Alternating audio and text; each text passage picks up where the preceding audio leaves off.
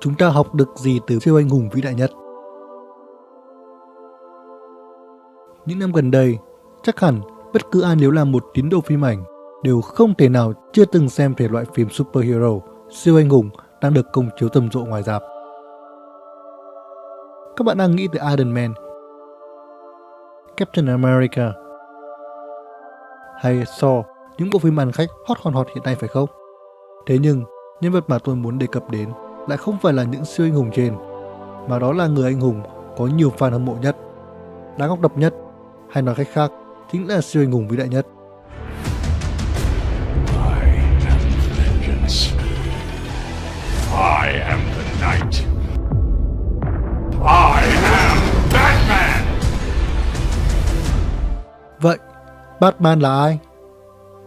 Batman, Bruce Wayne, tuy không được biết đến rộng rãi như các siêu anh hùng Marvel hiện nay, nhưng anh thì không còn xa lạ gì với những ai hay đọc comic, xem phim hoạt hình hay chơi video game. Và tôi cũng xin đảm bảo chắc chắn rằng anh sẽ sớm thống trị ngoài rạp chiếu phim nếu như có một bộ phim đủ sức xây dựng đầy đủ hình tượng của người rơi. I'm vengeance.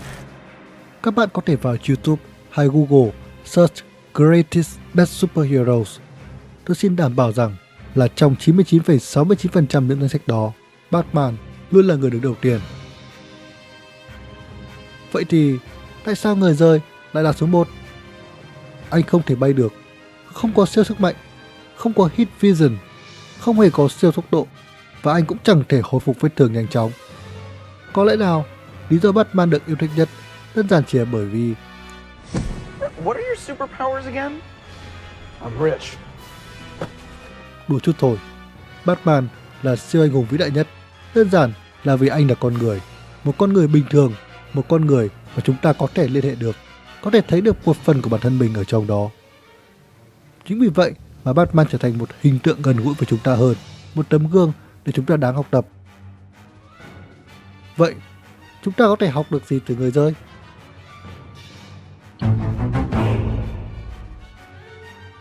Batman là định nghĩa của người hùng thầm lặng, một người bảo vệ lặng lẽ của chúng ta.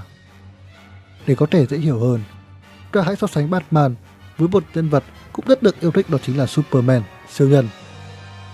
Nếu như Superman là hình ảnh xuất hiện trước công chúng với nụ cười thân thiện tượng trưng cho ánh sáng, luôn mang lại cảm giác được bảo vệ cho mọi người, thì Batman lại là người âm thầm hành động trong bóng tối, là ác mộng của những tên tội phạm. Nếu như Superman là hy vọng của người tốt, thì Batman chính là nỗi sợ hãi của kẻ xấu. Không cần sự khen thưởng, cũng không cần ai đền đáp, hoặc có thể còn bị hiểu nhầm là tội phạm. Nhưng Batman không bao giờ dừng hành động, anh luôn chiến đấu vì cái thiện trong thầm lặng. You didn't do anything wrong.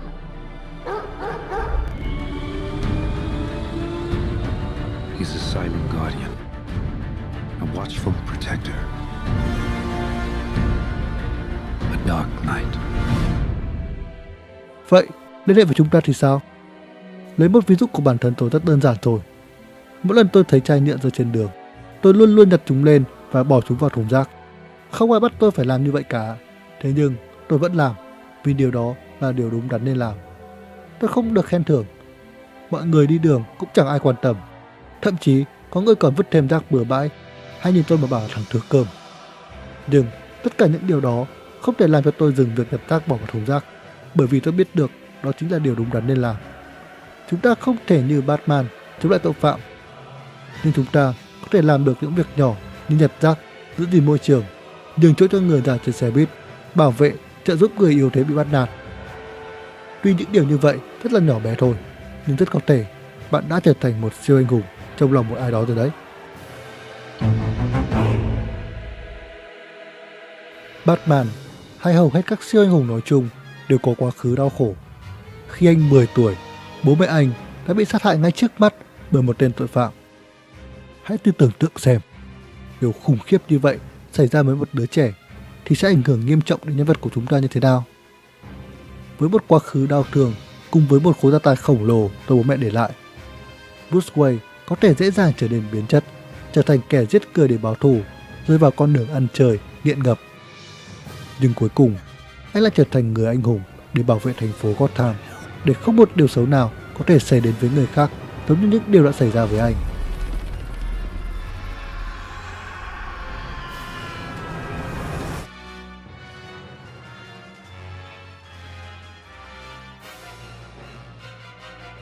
Và đó không chỉ là mất mát duy nhất của Batman, anh còn phải chịu rất nhiều đau khổ trong quá trình trở thành Batman, cũng như khi đang là Batman, nhưng anh vẫn tiếp tục tiến về phía trước. Tất cả những đau khổ, khó khăn khi xảy đến sẽ tạo ra năng lượng tiêu cực trong chúng ta. Vậy lựa chọn của bạn là gì? Để chúng hủy hoại, làm chúng ta thối nát, hay sử dụng chúng để biến thành động lực và tạo ra năng lượng tích cực? Khi đi làm, bạn phải chịu áp lực từ những tên sếp đáng ghét, đồng nghiệp đâm sau lưng. Bạn sẽ trút bực giận lên những người thân yêu trong gia đình, tìm đến men rượu hay ma túy giải xấu. Hay bạn sẽ tiếp nhận những thứ đó và chuyển biến chúng thành sức mạnh để bước tiếp. Như đã nói ở trên, người rơi không hề có siêu năng lực, anh chỉ là một con người bình thường. Vậy thì sức mạnh của anh đến từ đâu? Là những thiết bị, vũ khí siêu xịn? Hay là chiếc Batmobile khủng khiếp? Không, sức mạnh lớn nhất của anh chính là willpower, sức mạnh của ý chí. I am Batman. Ai trong chúng ta cũng đều sợ hãi, không ai có thể tránh khỏi những nỗi sợ. Người thì sợ mất tiền, người thì sợ cô đơn. Có người sợ độ cao, hay cũng có thể có người sợ giá chẳng hạn. Bạn sẽ trở thành kẻ hèn nhát, trốn tránh nỗi sợ để chúng ngày càng trở nên to lớn. Hay bạn sẽ đối mặt với nỗi sợ và chinh phục chúng.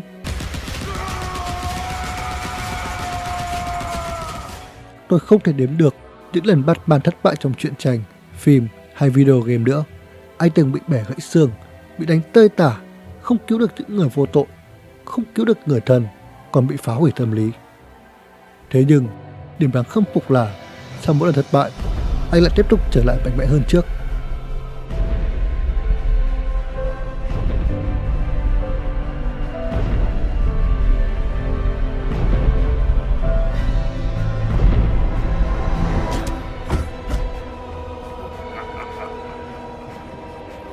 Nếu như bạn không thất bại, không ngã xuống, thì bạn sẽ không bao giờ có thể học được cách tự mình đứng lên, vượt qua nỗi sợ, vượt qua thất bại để đạt đến thành công. I failed. Why do we fall? So that we can learn to pick ourselves up. Vì vậy, đừng bao giờ bỏ cuộc. Bạn có thể dừng chân nghỉ ngơi khi mệt mỏi, có thể nằm nghỉ khi ngã xuống, nhưng hãy tự mình đứng lên bằng chính sức lực của bản thân mình.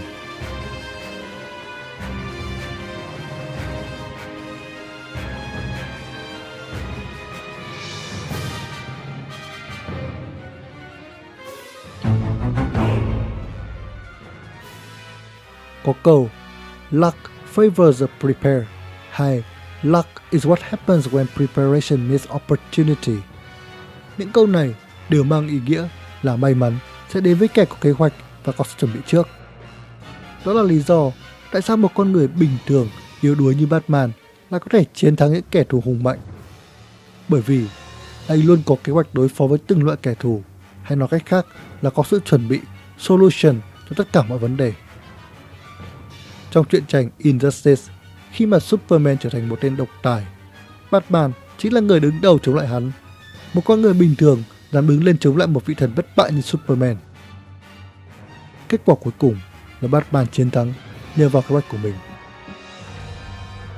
Không chỉ dựa vào những sự chuẩn bị đã được lập ra từ trước, người rơi còn luôn có những kế hoạch dự phòng, backup plan, sẵn sàng cho mọi tình huống có thể xảy ra. Đó cũng là cách mà anh đánh bại Superman trong Injustice. Quit, Bruce. You can't win. You of all people know Clark. I never quit.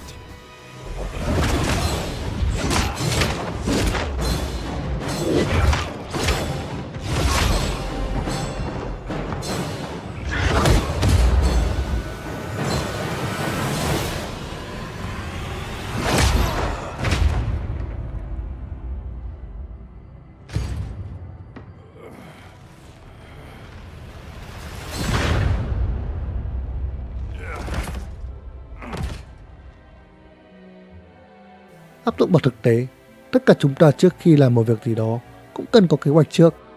Khi bạn đi hẹn hò với người yêu cũng cần có kế hoạch. Đi đâu, ăn gì, dùng phương tiện gì. Nếu phương án một thất bại thì còn phương án dự phòng là gì? Điều đó sẽ đảm bảo một buổi hẹn hò tuyệt vời. Hay đơn giản, để đánh bại một con trùm cuối siêu khó trong video game thôi, bạn cũng cần chuẩn bị sẵn chiến lược phù hợp. Vậy nên, hãy chuẩn bị thật kỹ lưỡng trước khi làm bất cứ việc gì quan trọng nhé. Tôi tin chắc là nếu chuẩn bị thật kỹ thì may mắn và thành công sẽ đến với bạn. Và đừng có quên backup plan khi plan A thất bại nha.